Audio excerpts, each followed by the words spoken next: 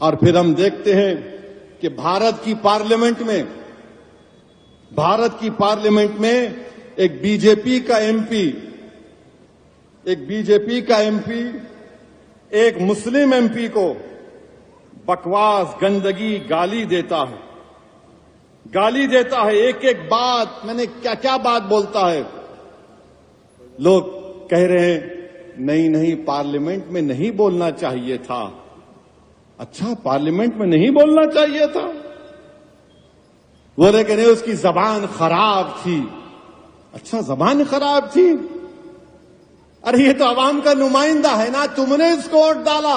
जब अवाम इतने लोगों को मार रही है, जुनैद नसीर को जला रही है, नूह में घरों को 300-350 घरों को बगैर कानून के ड्यू प्रोसेस को फॉलो किए घरों को तोड़ दिए, धर्म संसद में गालियां दी जाती हैं मुसलमानों को, रेप की धमकियां दी जाती हैं, तो ये तो तुम्हारा नुमाइंदा है।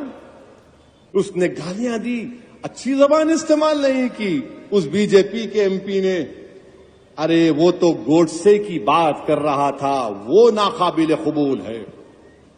हम तो रोज सुन रहे हैं ना इनको गाली। मैं जानता हूं, मेरी उम्र 8-9 साल या 10 साल की थी। हमारा घर हैदरगुड़े में था, पुराना घर। वहां पर हर कोई आरएसएस के लोग, जब कोई जुलूस होता तो हमारे घर के पास आकर पुकारते, सलाहुद्दीन अवैसी कब्रिस्तान या पाकिस्तान।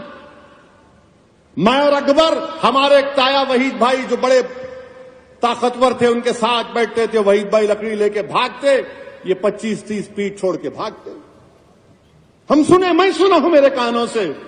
आज मेरा बेटा सुन रहा है ये।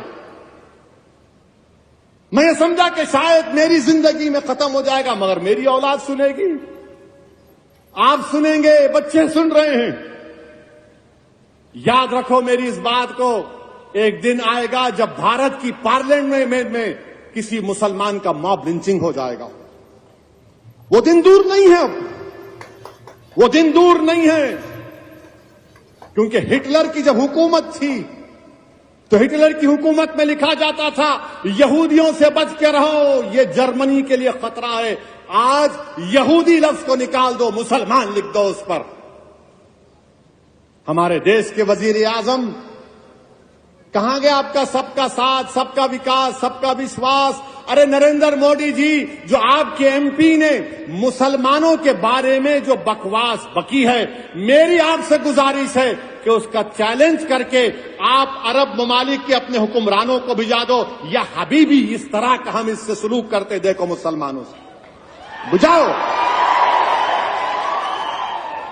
क्या नरेंद्र मोदी अपने एमपी की स्पीच का अरबी में ट्रांसलेट करके मोहम्मद बिन सुल्तान, मोहम्मद बिन जैद को भिजाएंगे?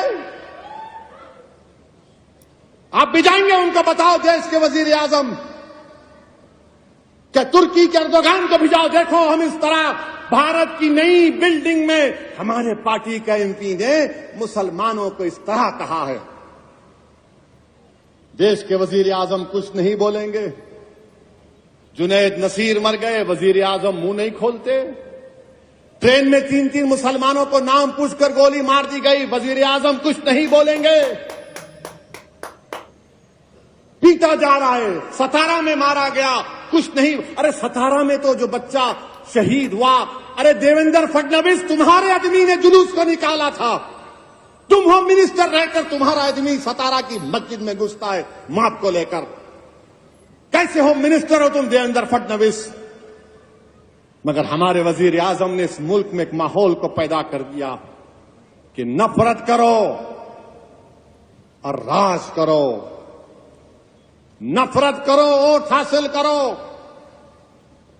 नफरत करो सत्ता हासिल करो, इस्लाम को गाली दो, जीत जाओ इलेक्शन, इस्लाम को गाली दो और प्राइम मिनिस्टर, सीएम मिनिस्टर बन जाओ, मुसलमानों को पीटो और इख्तिदार पर आ जाओ।